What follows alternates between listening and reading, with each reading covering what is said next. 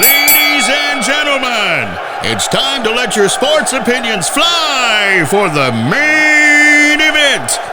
A 7-team elimination match to decide the District 4 3A Championship.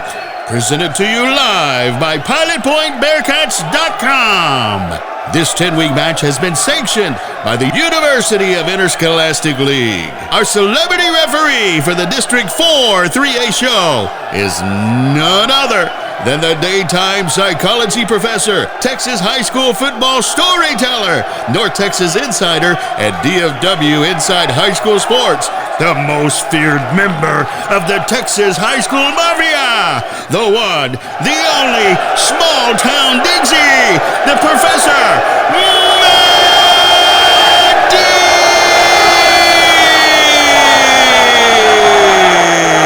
Woo!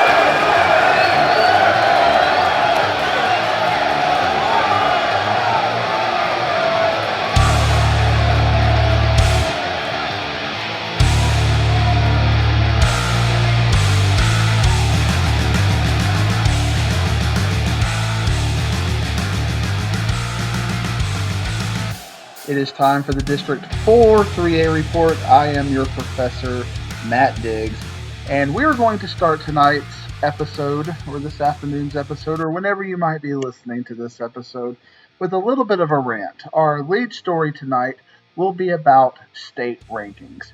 And the more I think about state rankings, the madder I get about the state rankings, for a multiplicity of reasons, really. I take state rankings very seriously. I think state rankings are what is our introduction to the high school football world.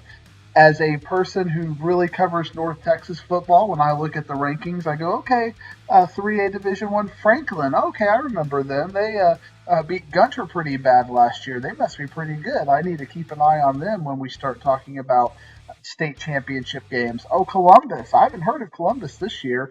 They beat Huffman-Hargrave 42-7. They must be pretty good. And then Yano. Oh, well, they're 5-0, and they beat San Antonio Gulf 59-0. And they weren't ranked, so they must be on a high trajectory. And even with Ashley Pickles backing, they must be really good because they are put in this elite top 10 that should be the top 10 schools in high school football in a given classification.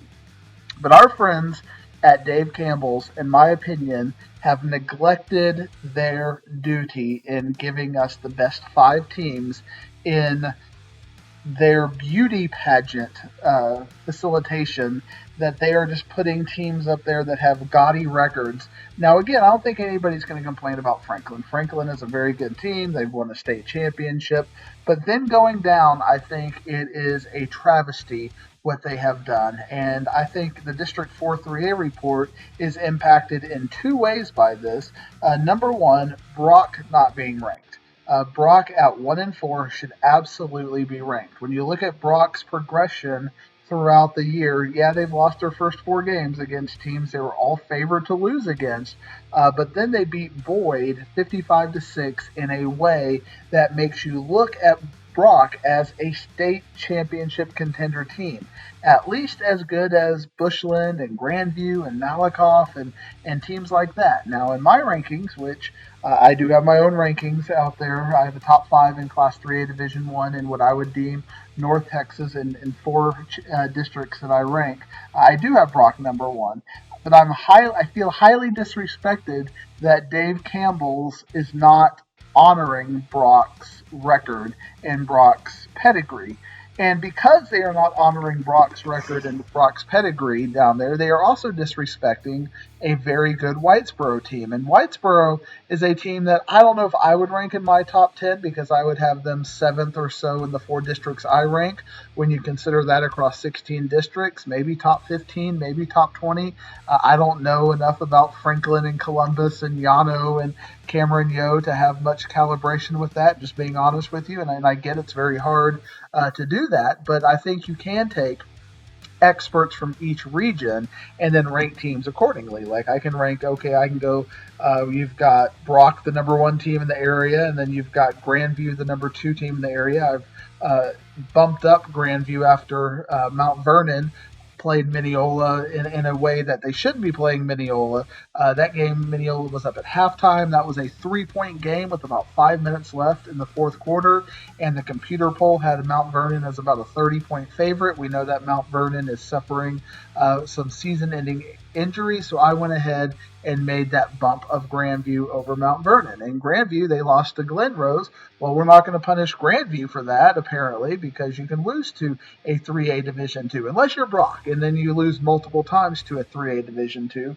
Then, well, we're going to have a little bit of an issue with that. I just cannot wrap my head around it. But the people at Dave Campbell's, and I know these people. I mean, I've worked with Greg Tepper, talked to him for many years. Obviously, I grew up, and Matt Stepp and I went up the ladder together. I mean, he's somebody who I consider one of my better football friends, and I've even confronted him about it. I did it at the Paradise versus Millsap game, and they said they had a meeting, and as a statewide representation, they made a decision that they could not have a winless team in the rankings. I disagree with that, but I understand where that comes from. You know, having an 0-4 team in the rankings at that point, it looks bad when you're going across all these newspapers, because Dave Campbell's is the authoritative source on football, and what does it say when an 0-4 team is out there? I disagree with that. What it says is your 0-4 team is really good, and that none of the teams above them in 3A Class Division 3A Division 1 would beat them. But then, by not ranking Brock in their internal rankings, they understand that Brock is a couple of touchdowns better than Whitesboro. And because of that, they won't rank Whitesboro either. Instead, we have two teams from District 5 3A with Mount Vernon and Winsboro as being ranked, instead of having two teams from District 4 3A being ranked. Now, this gets into where I consider this to be a major conundrum, because when you look at things, look at who Winsboro has beat. They defeated a 3-2 Hooks team, they defeated a 2-3 Canton team, they defeated a 2-3 New Boston team, and they defeated an 0-4 Paul Pewitt team. Where in that pedigree makes you go, well, look at this team, they are just blowing up the world, they're defeating teams they're supposed to beat. They're beating average to below average 3A Division 1 teams from District, I think it's 11 3A, where all those teams are in that. District 10 3A. So you have Winsboro, who beat three teams from 3A Division 2, mind you. Not even 3A Division 1, but 3A Division 2.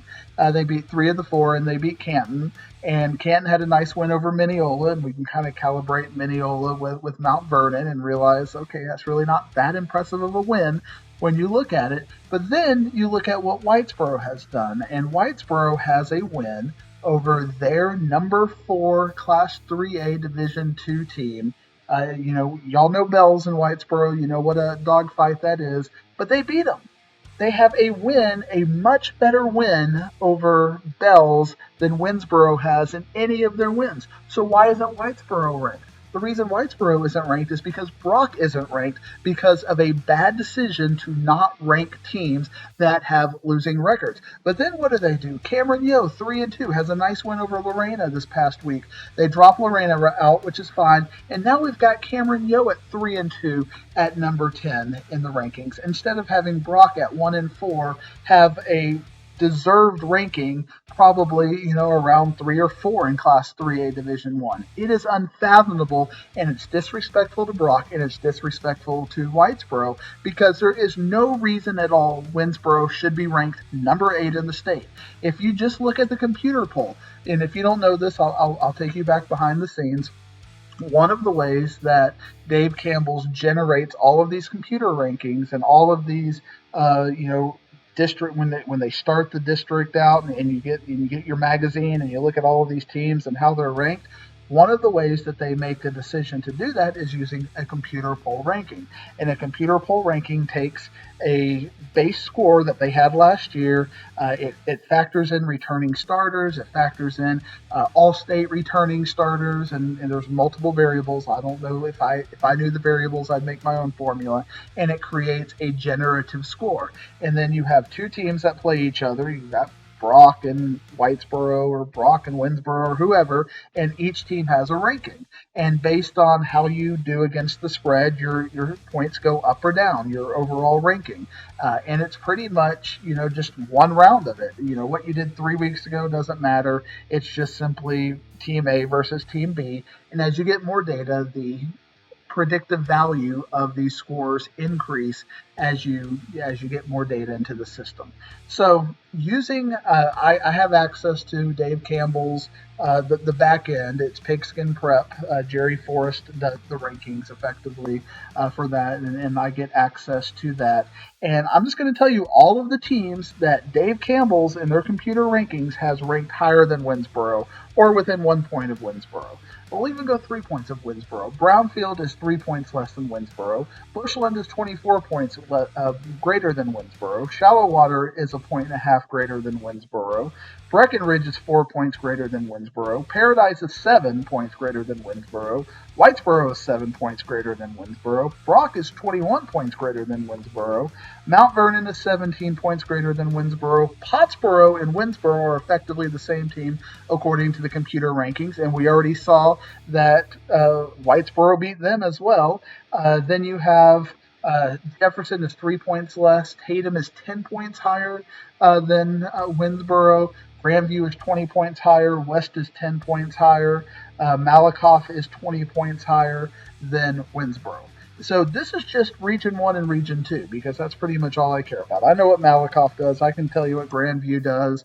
I even know East Texas a little bit with Atlanta and Jefferson, and I know what those teams have because of the District 4 3A report. I keep an eye on Brownfield and Denver City and Bushland and Shallow Water and Breckenridge and teams like that. And Winsboro is not anywhere near a top 10 team.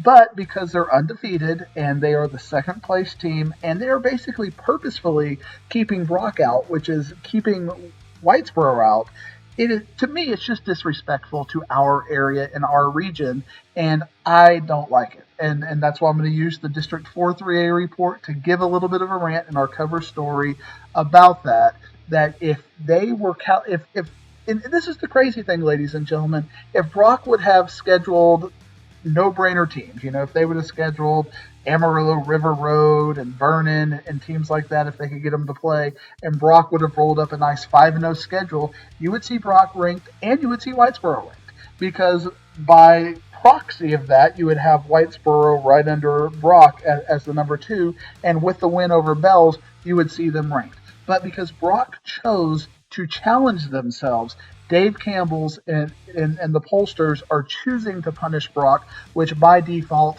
punishes Whitesboro. Don't like it. I urge them, and Steph's going to be at the game I'm going to again. I will share with him again that I believe this is completely unfair, especially to the rest of the state, because the rest of the state isn't going to see Brock coming. They aren't going to see Whitesboro coming if they're like me, because you can't keep up with all of the teams in 3A Division 1 in any reasonable fashion when you have as big of a state as we do. So you rely on Dave Campbell's to have a Central Texas person, to have a Panhandle person, to have a West Texas person, to have a South Texas person, have a Metroplex person, kind of parlay the results into one rankings and understand how that works. And to Dave Campbell's credit, they do that better than the AP poll used to do, which was just writers from around the area flipping coins and going, oh, I know this team, I'm going to rank them. They do a better job than the old way of doing it. But the fact that they are pandering to a beauty contest of records is completely unforgivable in my eyes. And they do this with South Oak Cliff in 5A Division 2, and they also do it with Lovejoy, and I just do not like it. If you're going to rank the teams, you rank the best teams, and you do not punish a team for losing a game they're supposed to lose. That's just the long and the short of it. You cannot do that. So if anybody from Dave Campbell's is listening to this podcast, please make it right, out of respect to Whitesboro, out of respect to Brock. Winsboro is a nice team this year. They very may well go 10-0, especially because Mount Vernon has lost the players that they've lost. Do not be afraid to downgrade Mount Vernon because of their injuries, especially when they play a team that they're a 30-point favorite over within 3 points late in that game. And then the week before, a team that they were favored to win by 40, they play a one-score game as well. As long as they continue to do that, you can't rank those two teams higher than you rank Brock and that you rank Whitesboro. You just can't do it. So that is today's cover story. Thank you for listening to that. And let's get into this week's District 4 3A report as it relates to last week's game and as it relates to games this year as well, or this week as well in the thing. Let's start out with Boyd versus Brock. And that was a game that Brock pretty much just absolutely dominated from week one, all the way from the first snap of the game, week one. My brain, the reason my brain's a little scatterbrained is because I wanted to look up Mount Vernon's game that you look at and go, okay, what was that one-score game? It was against Omaha Paul Pewitt. They won 42-38. That was a one-score game. Same Paul Pewitt, by the way, that Winsboro also beat, but less effectively. But they won't do the swap, and that's where you can see the role of the injuries. You think I'm done? I'm sorry. I just had to get that last. It was in my brain, so I had to finish the thought, and now I could probably speak more eloquently on Boyd versus Brock. And what I learned in the Boyd versus Brock game is that Brock's defense is everything we thought it would be. We've talked about Gavin Rosado multiple times here on the District 4 3A report, typically having 20, 30 carries, 150, 180 yards. He was just completely shut down by Brock. Had 14 carries for 11 yards. And after they realized they couldn't they couldn't run the ball effectively on Brock's front seven, they started throwing the ball. Braden McIntyre actually had a pretty good day, 16 of 31 for a touchdown. No major penalties or no major turnovers in that. Receiving, Mason Turner had 6 for 93. Aiden LeMaster 6 for 73. So Boyd had a pretty good showing, but at the end of the day, there's just nothing offensively or defensively that Boyd could do to slow down Brock. And now you're starting to see Brock put up the numbers that you kind of expect. Tyler Moody, 13 of 23, 253 yards. Reed Watkins had 3 touchdowns with 11 carries for 82 yards. Our guy Brett Tutter, great name, and you start to see him start to get some momentum in the district play, 11 carries for 102 yards and a touchdown. And then Zach Brewster, 2 carries for 70 yards and 2 touchdowns. That's highly efficient. You touch the ball 2 times, all he does is score touchdowns. Receiving, Jet Jones had 6 receptions for 88 yards. Reed Watkins, 2 for 70. Jackson Hart, 2 for 60. And Carson Finney, 2 for 31, even though they threw no touchdowns. So this tells me that Brock is everything I just ranted about. They are a team, especially when you look at one other calibration with that. You look at the fact that Boyd played Comanche, I believe, or Jacksboro to a very close game. I think it was 29-28 that Jacksboro beat Boyd, 29-28 if I remember right. And we just saw Jacksboro beat state-ranked Henrietta 41-0. So when you look at those scores and you look at that calibration, there's no reason why this 55-6 score over Boyd is not what you would expect from a state-dominant team. So yes, I got that pulled up. Boyd, Jacksboro beat Boyd 28-27, beat Peaster 48-30, which is where I started to wonder if Peaster is going to even get above Boyd in our District 4 3A rankings. And then last week, they lost to Breckenridge, and that's one of the teams we're keeping an eye on as well. But Jacksboro beating 3A Division II ranked Henrietta 41-0. I think, again, by calibration, that speaks to Brock's strength. So an excellent win by Brock, taking care of business, 55-6 over the Boyd Yellow Jackets. Whitesboro versus Pilot Point. This was a fun game, and friend to the District 4 3A report and friend to the dump, our guy Tanner Spearman, was at that game. And Whitesboro was up 36-3 at half, and then we basically had a 22-21 second half to where they just took care of business. And again, I think one thing that Whitesboro has to figure out at some point is this whole idea of quitting, playing with their food, playing around in second halves, learning how to be dominant.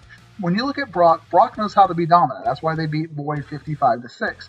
And if you look at the first half, Whitesboro up on Pilot Point 36-3, they can be that kind of dominant. But for whatever reason, whether it's scheme, whether it's just rotation of players, Whitesboro just, and again, I'm sure Coach Fagan isn't sitting there if it's a case where, very loose rotation, getting sophomores playing time. He's probably not going to lose sleep over that. But Brock's got a lot of sophomores playing too. So those sophomores, for what have to get coached up or something, like, hey, when you go in there, we're not letting, this is not a free play time where we're just going to let Pilot Point score. We are going in here and we are going to dominate because we want to be a state ranked team. We want to be a state contender at the end of the year. And every single week, where Whitesboro are big favorites, it's like they have a half where they are just fully dominant, and then a second half where you're just like, well, you can kind of call it game management or something to that end. But just Whitesboro still hasn't turned on that dominant switch, which, even Winsboro hasn't done that either, but Winsboro shouldn't be ranked, as we talked about. Looking at Pilot Point's statistics, Wyatt Smith, I guess the game plan was really that they didn't feel like they could run against the front seven of Whitesboro, so let's spread it out a little bit and use our running a little bit more effectively. Their biggest runner was Wyatt, who ran the ball 9 for 93 yards. Longest run was 37 yards. Quite a few quarterback scrambles, I'm sure. 2 touchdowns, 1 interception. That's 17 for 30 with 171 yards. Gage Anderson, the guy that we expect to get in there and have 20, 30 carries at times, he only touched the ball 2 times for 52 yards and a touchdown. And again, these are all second half yardages where they really opened it up. For Whitesboro, Mac Harper, again, what can you say about this guy? Just a fantastic night. 13 for 24, 282 yards. Whitesboro, when they throw the ball, they will spread it out, they will get it vertical, and they will go downfield. Grayson Ledbetter with yet another huge night. And again, we're getting to know Grayson in the District 4 3A report since he's been injured. For the majority of the District 4 3A report, he had 15 carries for 131 yards and 2 touchdowns. Mac Harper, 6 carries for 19 yards, but 2 touchdowns. So again, 4 touchdowns total. Jay Sanders with a big night, 4 for 176 with 2 touchdowns. Carter Schluter, 3 receptions for 38 yards. And our guy, Clay Hermes, 2 receptions for 29 yards. And got robbed from a touchdown. I saw some video evidence of that. Apparently, the Pilot Point field judges do not like people who make great catches, who bobble it, reestablish control, get 2 feet, and from what I saw, he got 2 feet, not even 1 foot, but 2 feet after reestablishing the touchdown. You were robbed, Clay. Go out there and write a letter to the UIL. I'm sure your coaches told you to let it go, control the things you can control. Brett Donaldson, 4 receptions for 39 yards. So 3 juniors who are really doing a lot of work in the secondary for Whitesboro, with Brett Donaldson, Clay Hermes, and Carter Schluter, and of course Jay Sanders, the senior, with the big plays for Whitesboro. And then we have our last game of the week. We have Paradise versus Ponder. And a big question that we have had with Ponder was, when they played a team with an average to an above average defense, would they still be scoring 60, 70 points a game, or would it get away from them quickly? Because we know defensively, when they play average offenses, the offense is going to get their 50, 60, 70 points. It's just incumbent on the Ponder to get them in a shootout and their offense to be able to match scores, and then maybe get a turnover, maybe get a special teams play, get a good stop at the right time. This obviously showed, Paradise basically showed that Ponder is not ready for prime time when it comes to playing average to above average defenses, and I think they're going to see that quite a bit when it in this district when it comes to that. The scoring started with Paradise. Will Johnson with a 26-yard run. Austin Iglesias followed up with a 36-yard run. Paradise's defense able to score the ball. Colby Dickens with a pick six, 85 yards after a promising Ponder drive got stopped. Ponder was able to get back on the get on the scoreboard with Clifton Cooper with a 12-yard run. And then Austin Iglesias goes long in the second quarter to Landon Hawley, and then Austin Iglesias with a 10-yard run, and then late in the second half, Austin Iglesias to another bomb to Landon Hawley, his second touchdown, and it's 41-7, Paradise over Ponder, and you are in full-on game management mode at that point. Third quarter, Dylan Cope caught a 9-yard pass from Clifton Cooper, and then two more Austin Iglesias runs, one in the third quarter, one in the fourth quarter, and then we were at complete garbage time at that point. It was 55-14, and then Darren Loper had a 69-yard run, what we'd consider a nice run, and for the final of 62-14. Paradise with just a dominant performance over Ponder. And Ponder, one of the things about them is that they're going to fill out a spreadsheet. They're going to fill out a box score with the way they play football, especially in the second half. Lots of plays. They did throw 3 interceptions, so we saw lots of turnovers in that game. Rushing the ball, they had 31 rushes for 137 yards as a team, and then 28 for 49 and 264 yards for Clifton Cooper in that game. When you look at Paradise's stats, it doesn't jump off. You kind of just do a quick adding. Ponder had 400 yards. Paradise had 500 yards in this game. But the fact that Paradise was able to consistently score every single drive was a big difference. 39 rushes for 342 yards. I mean, there's your difference. Ponder had 31 for 137. Paradise 39 for 342. 156 yards. They were only 10 of 13. But whereas there were 21 incomplete passes, a 50% rate for Clifton Cooper, you saw Austin Iglesias at an 85% rate, 10 for 13, and no interceptions. Ponder had 7 penalties for 70 yards, as did Paradise had 7 for 70 as well. Austin Iglesias did it all on both sides of the ball. He was the leading rusher, 22 for 164 yards rushing, and then 156 yards passing. So Paradise, to me, pretty much introduced Ponder to District 4 3A and let them know what things would be looking like in this district when they play. And I think when you just look at it, it's Paradise, Whitesboro, and Brock. You got your big 3 in district, and anytime those 3 play the bottom 4, I think you're going to have big point spreads when it comes to that. You're going to have 30, 40 point spreads depending on the elements of the game. But then when you have the bottom 4 playing each other, Peaster, Boyd, Ponder, and Pilot Point, I think it's going to come down to matchups. And for me, Boyd has one of the more consistent running games. And we just don't know what Peaster has quite yet because they haven't calibrated with anybody in the district. They've kind of played up and down, so we haven't had a chance to see them. Obviously, Jacksboro is a much better team than we thought. Tolar is a much better team than we thought. So to that end, I'll give our guy Nolan a little bit of feedback that the teams they played, even though if Peaster was going to be a team that was going to be a little bit better than Whitesboro, as he said in the pre-district schedule, they got to win those games, but they're not a little bit better than Whitesboro. They're closer to these teams. So when you properly calibrate them, their record is as expected. And I just think, as we talked about last week in the interview, given the gauntlet of teams they have to play early, will they still have the psyche and the self-esteem to play when they play the bottom 3 teams in Boyd, Ponder, and Pilot Point at the end of the season? Boyd may be the team to look at. And Ponder, I don't think Ponder, when they play a team like Peaster or Boyd with their defense, I think they will get them shut down. So it's going to be so matchup driven and so turnover driven when it comes to those bottom 4. I just can't make a point. I just can't make a pick right now. Pilot Point has some things that you like when it comes to playing those 4 teams. They've got some playmakers, but I don't know if they have the offensive and defensive line depth. I think Boyd has that offensive and defensive line depth, but how will their playmakers play against the Pilot Point front 7? And will Boyd be able to play the perfect kind of game that is needed to compete with that? And then when Ponder plays the bottom 4, they're going to probably put up the points. Can they play clean? Can they play those 3 teams in consistent ways to where they can maybe get the 4th spot? So right now, I think, and then Peaster is the great unknown because they've played so bigger and smaller than them.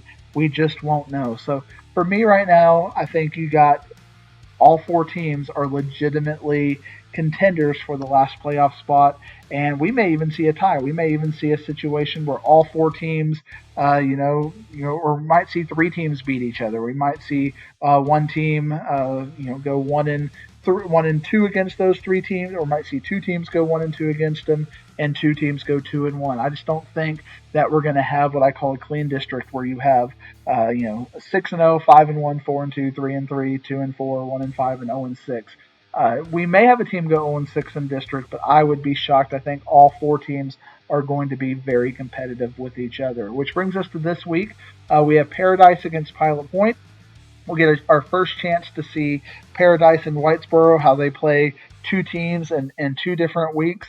I think that I don't think we're going to see Paradise go up on Pilot Point 36-3 at halftime, and that's Whitesboro at their best. I think Whitesboro has a bigger ceiling than Paradise, but I think Paradise plays more consistently than Whitesboro does, especially in the second half. So what I would expect to happen in Paradise versus Pilot Point is that the point margin may end up being bigger at the end of the day, but I think they're going to have to take 3.5 quarters to get it there and generate that. I think that Pilot Point, maybe we'll see a 28-7 halftime score, and then maybe a 49-7 final with Paradise and Pilot Point. I don't think Paradise is going to give Pilot Point any quarter, so I think we will have to give the point margin a little bit of a grain of salt. If we look at that, and maybe they beat beat Pilot Point a little better than Whitesboro did, but I don't think the first half they will be more impressive than what Whitesboro was in the first half against Pilot Point. And maybe we'll see the same exact thing happen. Maybe we'll see a 28-7 halftime score and then a 49-28 final, or something to that end, where Pilot Point's when Paradise kind of backs off a little bit from the throttle, that Pilot Point is able to score some touchdowns late in garbage time. Brock against Peaster, I think that Brock is going to beat Peaster similarly to what they did last year. I think we're going to see Brock put up at least 70 on Peaster. I think you're going to have because you've heard the audio, you've heard the Brock audio where, we're going to stomp the guts out of that district, and I know our top teams are excited about that. Like, okay, let's bring it on, Brock. But they are going to stomp the guts out of these bottom 4 teams, and I think that they're going to give Peaster, a little bit of a Parker County rival, a little extra welcome to the district, and I think that Brock will win maybe a 70-13, 70-14 kind of a game. I think Brock will score at will, and maybe we'll see a 42-0 game with a running clock in the second half. When we're talking about point margins, it's just style points at that point. And what I've learned at Brock is that Brock will put it on in the third and fourth quarter. They're not going to call the dogs off, and their second teamers are kind of in that same mindset to do that. And they've got a lot of catharsis they've got to work out from those first 4 losses. So I think Brock will have its way with Peaster. And finally, we're going to have Boyd against Whitesboro. I think this game will be a relatively low-scoring game just because I think Boyd will have some offensive success against Whitesboro, which will just limit the amount of plays that Whitesboro can run. I think Whitesboro offensively should have a pretty good showing, but I think Whitesboro will win this game something like maybe 35-7, 35-14. I don't think they'll beat them as bad as they beat Pilot Point, but I think they will run less plays in doing that. And that will make the score a little bit more compressed because there's just less plays run in the game, because Boyd may have some 15, 18 play drives where they're able to crank out 3-4 yards of play, get first downs, move down the field, and maybe punch it in from a couple of touchdowns. So I think that's what we're going to see out of that. I don't think any of these 3 games will be competitive. I think it'll just be interesting. We're going to learn about the nuance. Can Whitesboro's defense generate turnovers? Can Paradise play consistent over a 48-minute time period? And what will Brock do in any given week? I think those are going to be the 3 big storylines that we will take with us to the next week's District 4 3A report. Can't promise you I'll have a big rant on the District 4 3A report next week. Who knows? Maybe there'll be a big story that we'll talk about with that. Maybe Mount Vernon. Mount Vernon is a 7-touchdown favorite over Bonham this week, and Winsboro is a 3-score favorite over Commerce, so you can't really expect either of those teams. But I think the game to watch out for is Pottsboro versus Mineola. If Pottsboro can beat Mineola bigger than Mount Vernon beat Mineola, I think at that point, guys, we gotta make this change in the 3A Division One rankings, because Whitesboro is being criminally underranked given Winsboro, and Brock it's just inappropriate that they're not there. That being said, I'm sure our friends at the Point Bearcat Network are cringing after I just went after Dave Campbell's Texas football and the state rankings, but I think in their heads they know that Diggs, you are right. And I think even the thing that makes it bad is I think Dave Campbell's knows they're wrong in this as well, but for whatever reason they had to make an executive decision, and I don't know if Step's going to be able to look me in the eyes this week at the Wiley versus Lakeview Centennial game and go, I'm 100% behind this decision. I think it might have just been a business decision, but I'm going to look him in the eyes and say, sir, you are disrespecting Brock, and you are disrespecting Whitesboro, especially as it relates to Winsboro. Do it. If you got to do what you got to do something else, but at least give Whitesboro their respect, because they are 4-0 with a win over a state-ranked team, and Winsboro, they cannot say that.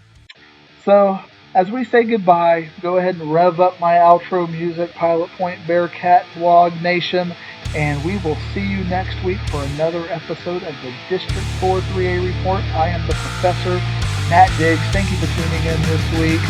And Ric Flair, tell them what you think about it. I ain't leaving!